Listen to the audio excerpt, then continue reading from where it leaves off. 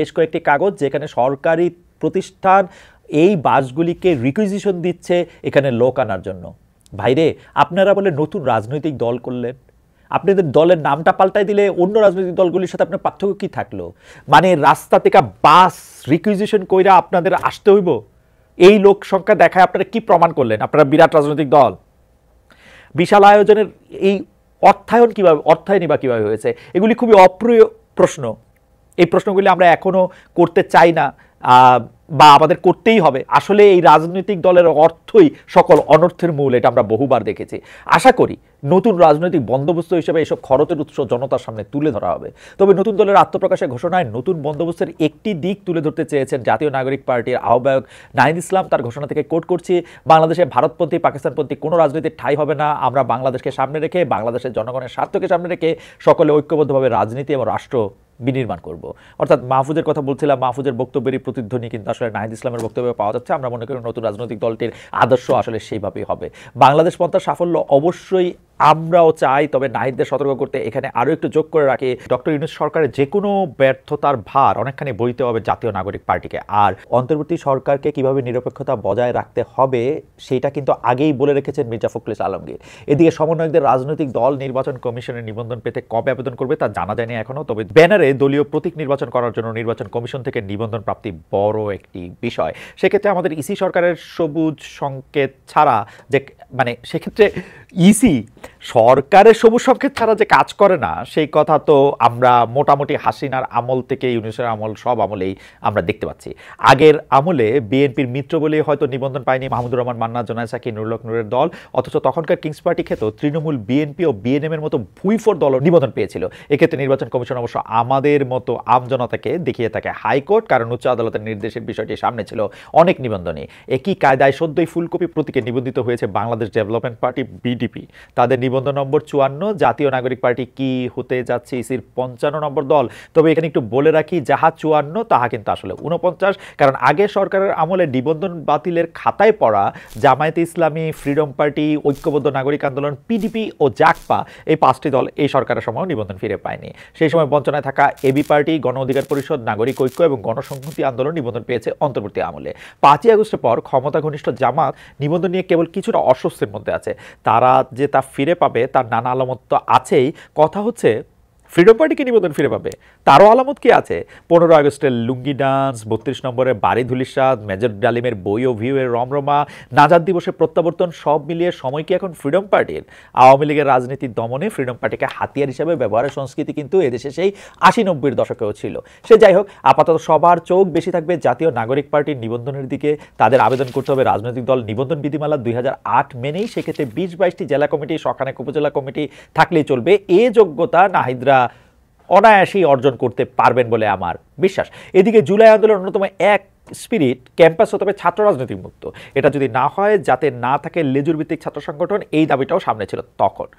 অনেকটা বৈষম্য বিরোধী ছাত্র আন্দোলনের দাবির মুখেই সম্প্রতি খুলনার কুয়েটে ছাত্র শিক্ষক রাজনীতি মুক্ত এই সিদ্ধান্ত এসেছে বিশ্ববিদ্যালয় প্রশাসন। আবার নির্বাচন ব্যবস্থা সংস্কার কমিশনের প্রস্তাবেও শিক্ষাঙ্গনে দলের লেজ হয়ে থাকা কোনো সংগঠন নাকচ করা হয়েছে। এই অবস্থায় জাতীয় নাগরিক পার্টির ছাত্র সংগঠন নিয়ে ভাবনা কি? বৈষম্য বিরোধী ছাত্র আন্দোলন কোনো দলের লেজ হবে না, এমন ঘোষণা সমন্বয়করা আগেই দিয়ে রেখেছেন। এই অবস্থায় কয়েকজন সমন্বয়ক আবার নতুন ছাত্র সংগঠনের জন্ম দিয়েছেন। এ নিয়ে বুধবার ঢাকা বিশ্ববিদ্যালয়ের মধুর ক্যান্টিনে হয় সংবাদ সম্মেলন। এভাবে যাত্রা করে বাংলাদেশ গণতান্ত্রিক ছাত্র সংসদ নামে আরেকটি সংগঠন। তারাও কারো লেজ হয়ে থাকতে চায় না, তবে জন্মঘণ্টা ছিল খুবই লেজে গোবরে। সংগঠনের ঢাবির আধিপত্যের বিরুদ্ধে প্রতিবাদ করে প্রাইভেট বিশ্ববিদ্যালয়ের পড়ুয়ারা। কমিটিতে নিজেদের অবহেলিত মনে করছেন তারা।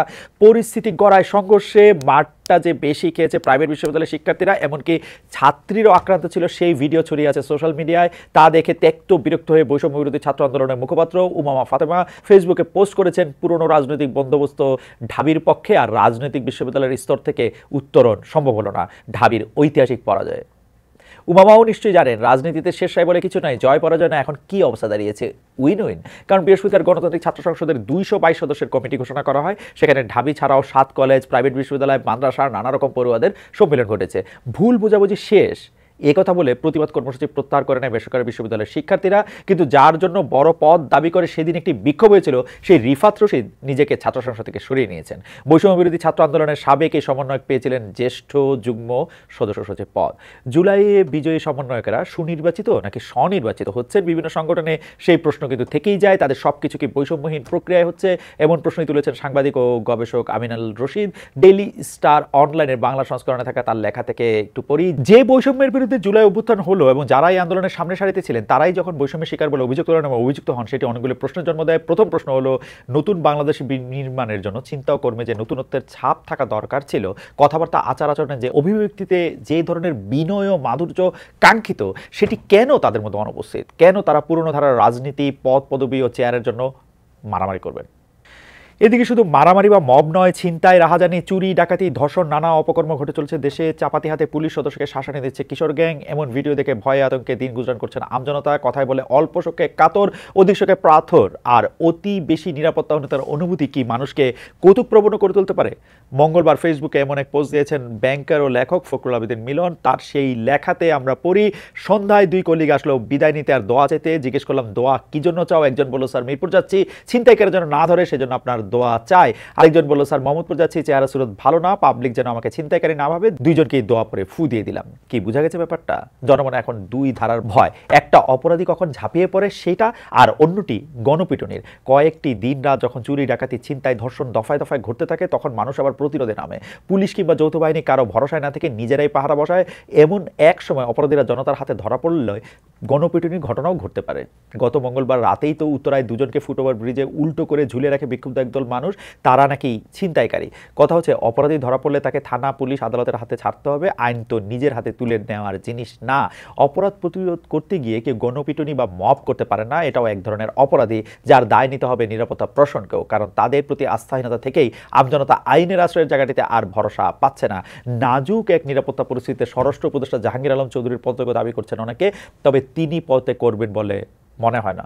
তিনি পদত্যাগ করবেন এরকম কোনো লক্ষণও আমরা দেখতে পাচ্ছি না। তিনি মনে করছেন তিনি ঠিকঠাকই করছেন, এমন দাবির মুখে তিনি রাত ৩টার সময় একটা সংবাদ সম্মেলন ডেকেছেন। সেটা রোববার দিবাগত রাতের ঘটনা। সেই দিন রাত 10টার দিকে বনশ্রীতে ছিনতাইয়ের এক ঘটনায় বিক্ষুব্ধ হয় জনতা। এক স্বর্ণ ব্যবসায়ীকে গুলি করে 200 ভরি সোনা এবং নগদে 1 লাখ টাকা ছিনে নেন দুর্বৃত্তরা। এই ভিডিও ছড়িয়ে পড়লে বিপাকে পড়েন উপদেষ্টা জাহাঙ্গীর আলম চৌধুরী। তাই সেই রাতেই ঠিক শুভ সাদিকের আগেই তিনি আসলে সংবাদ সম্মেলন ডাকেন। সংবাদ সম্মেলন ডাকতে গিয়ে তার কারণ বোঝাতে গিয়ে তিনি সবাইকে বোঝান যে দেখেন, আমরা ঘুমাচ্ছি না, আপনারা যে ঘুমাচ্ছেন না সেটা যে আমাদেরকে দেখাইতে হচ্ছে, সেইটাই হচ্ছে একটা বিরাট প্রবলেম। এবং আপনি আমাদেরকে কি তথ্য দিলেন যেটা প্রেস রিলিজে দেওয়া যেত না?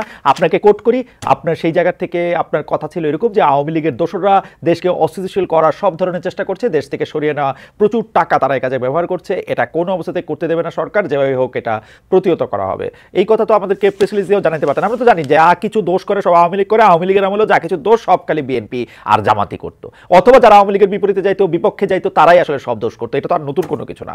তবে স্বরাষ্ট্র উপদেষ্টার কথা বললেই মানুষের এইসব কথা বললে কিন্তু আমরা এগুলি কথা বলতে পারি, কিন্তু এগুলি কথা বললে তো মানুষের ভয় তো কাটে না। জনজীবনে আসার নিরাপত্তা আওয়ামী লীগ করছে নাকি অন্য কেউ করছে সেটা বুঝে বা না শুনে আমজনতার কোনো লাভ নেই, কাজ নেই। ভয়ডরহীনভাবে ঘরের বাইরে বিচরণ করতে চান তারা। কিন্তু একটা মেগাসিটির যে বৈশিষ্ট্য, রাত জেগে থাকা বা 24 ঘন্টায় অনেকগুলি সার্ভিস ওপেন থাকা, সেটা যেন মিলিয়ে যাচ্ছে শহর ঢাকায়। হালে সন্ধ্যার পর রাস্তায় লোকজন কম দেখা যাচ্ছে। অতি জরুরি প্রয়োজন না হলে মানুষ রাতে ঘরের বাইরে পা রাখছে না। কারণ নিরাপত্তার কথা বলে খোদ পুলিশ ঘোষণা দিয়েছে ঢাকা সিলেট পুরনো মহাসড়কের 13 কিলোমিটার অংশে দূরপাল্লার গাড়ি চলাচল বন্ধ থাকবে। বাস ডাকাতের ভয়ে কি এমন ঘোষণা? এজন্য রবীন্দ্রনাথ ঠাকুরের জুতা আবিষ্কারে কবিতার মতো ধুলার মাঝে না যদি দেন পা, তাহলে পায়ে ধুলা তো আর লাগে না। আমাদের পদযুগল পরিচ্ছন্ন রাখতে যেমন জুতাটাই লাগবে, অন্য কোনো কিছুতে হবে না, তেমনি জননিরাপত্তা নিশ্চিতে অপরাধীকেই ধরতে হবে। কে কখন কীভাবে ষড়যন্ত্র করছে এসব বলে কোনো ফায়দা হবে না, হবে শুধু সস্তা রাজনীতি।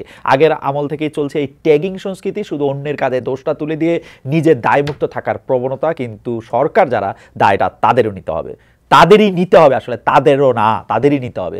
তৌহিদি জনতার ব্যানারে মুক্ত স্বাধীন ভাঙাভাঙি চলবে, কিশোর গ্যাং লাই পাবে, রাজপথে যা ইচ্ছা তাই চলবে দিনভর। আর এসব দেখে দেখে চোর, ডাকাত, ছিনতাইকারী হাত পা গুটিয়ে বসে থাকবে, তা কি হতে পারে? কিন্তু সরকার তো নরম আর কোমল কেন? আসলেই কি তারা নরম? অপারেশন ডেভিল হান্ট নামে আওয়ামী লীগ, যুবলীগ, ছাত্রলীগ দমনে তো তারা কম যাচ্ছে না। জননিরাপত্তা নিয়ে তবে এই উদাসীনতা কেন? এই উদাসীনতা নিয়ে কিন্তু অনেকের মনে আশঙ্কা দেখা দিয়েছে।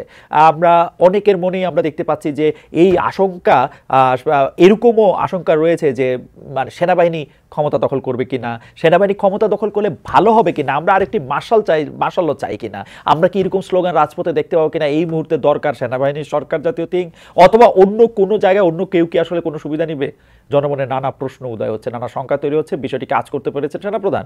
5ই আগস্ট শেখ হাসিনা দেশ ত্যাগের পর যখন অনিশ্চিত একটি পরিস্থিতি, তখন একটি অন্তর্বর্তী সরকার গঠনের মুখ্য ভূমিকায় ছিলেন বাংলাদেশ সেনাবাহিনীর প্রধান জেনারেল ওয়াকারুজ্জামান। ডক্টর মোহাম্মদ ইউনূস যখন দায়িত্ব নিলেন, তারপর